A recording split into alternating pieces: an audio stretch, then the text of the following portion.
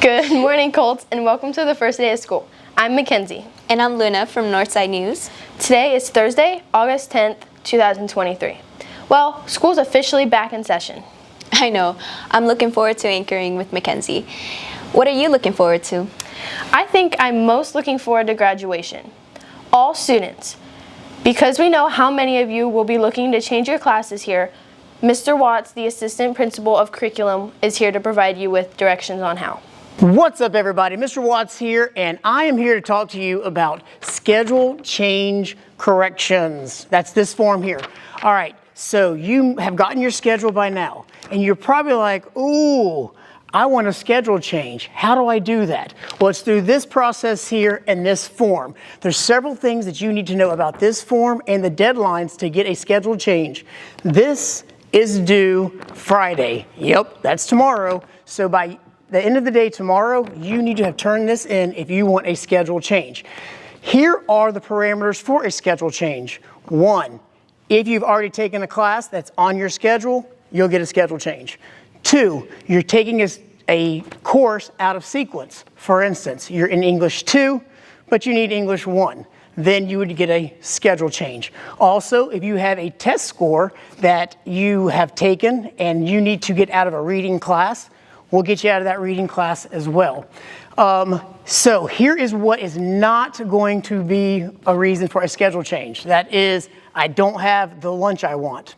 No schedule change. My friends in this class, and I want to be with my friends. No schedule change. Okay? So, here's another one that we get all the time. I don't want this teacher. I want that teacher. No schedule change. Got it? We are doing schedule change for people who need to graduate, get what they need to get, and do what they need to do, okay? So make sure that you pick up this from guidance. We will have some in the cafeteria as well. And then you turn this into guidance or the front office or to Mr. Watts, and then we will get this done by Monday of next week. Hey, I appreciate your attention. And as always, remember, go Colts. Thank you, Mr. Watts.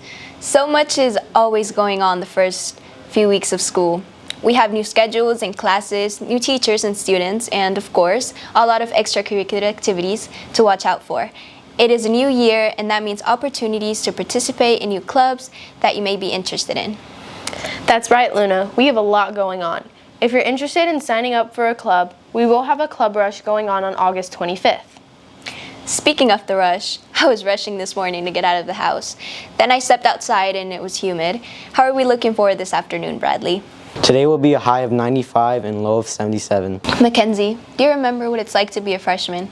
Not really. I was too busy running around and trying to figure out where I was supposed to be and what I was supposed to be doing. Well, a lot of the new students won't understand the policies and procedures, and some might need refreshing on the dress code. Here is Mr. Fridge and the Assistant Principal of Discipline with more on that. Good morning, everybody. Well, we're here today to talk about a few things this year that are going to take place regarding our dress code, regarding our classroom expectations, and just a few things. I'm going to highlight some things here. This is primarily geared towards the ladies. No halter tops, no bellies, no midriff showing, can't have that. No hats, no hoodies. If you are in dress code violation, the teacher is not going to argue with you. You're just going to be sent down to student services, and you have a couple options, maybe 3. One is change the clothes very quickly and get you back to class, or you are going to have to spend the day in ISS, or you will be going home. That is the option. That is the way it's going to be this year. So let's make sure we're dress code compliant, make sure we have sleeves on our shirts, make sure there's no midriff showing, and everybody will be fine and we won't have any problems. At some point here in the first week of school, you will be taking a Canvas course regarding our student code of conduct. And it's going to be real important that you pay attention to that. It's not hard, not difficult. It will take approximately 35 to 45 minutes, and when you're done, you'll have a quiz. It's a 1-question quiz. I think most of you will pass it with flying colors. It's, did you complete this course? Yes, I did. A little change on the cell phone policy. You cannot have cell phones in class during instruction. You can have your phones, but they cannot be visible. They must be put away. If a teacher has a suggestion that you're going to put your cell phones in your backpack and put your backpack against the wall, it's not the time to argue. Do what you need to do what's right, put your phones away. It is a new state law as of July 1st, a Florida state law, that phones are not to be out and visible during class instruction. So if a teacher is working on an activity and they tell you it's okay that you can take your phones out to do an instructional activity with it, that is fine.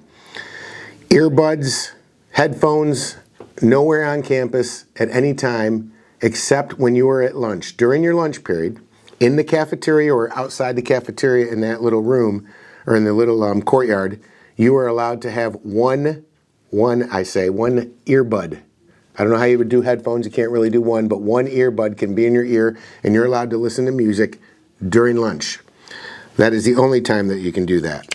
And I'll finish off with some classroom expectations. Like always, do what's right, mind your own business, keep to yourself, take care of you. Do what you need to do to be the best you can.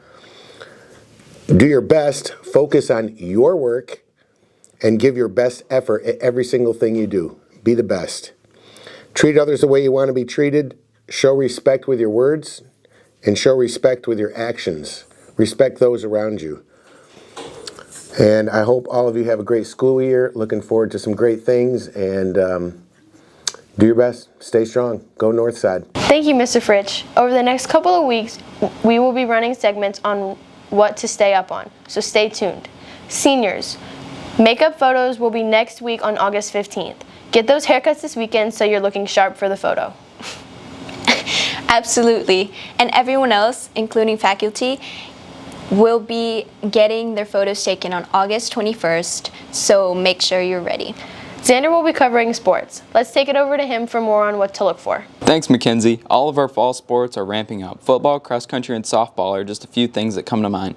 This Friday, we have a game against Clearwater at home. Make sure to come out and support your Colts. Softball tryouts are happening at Coach Bogner and would like to invite you to come and try this year's slow pitch softball team. All physicals and consent for treatment must be completed and uploaded to athletic clearance no later than Monday, August 14th. If you need information on how to upload, come see Coach Bogner in Building 8, Room 25. The parents' meeting will be held August 14th at 5:30 to 6:30 in Building 8 room. At least one parent and one player must be in attendance. Tryouts will be held August 15th through 17th, and practice will start at 4:30 exactly. Looking forward to you coming out. Thanks, Xander. I'll think about that.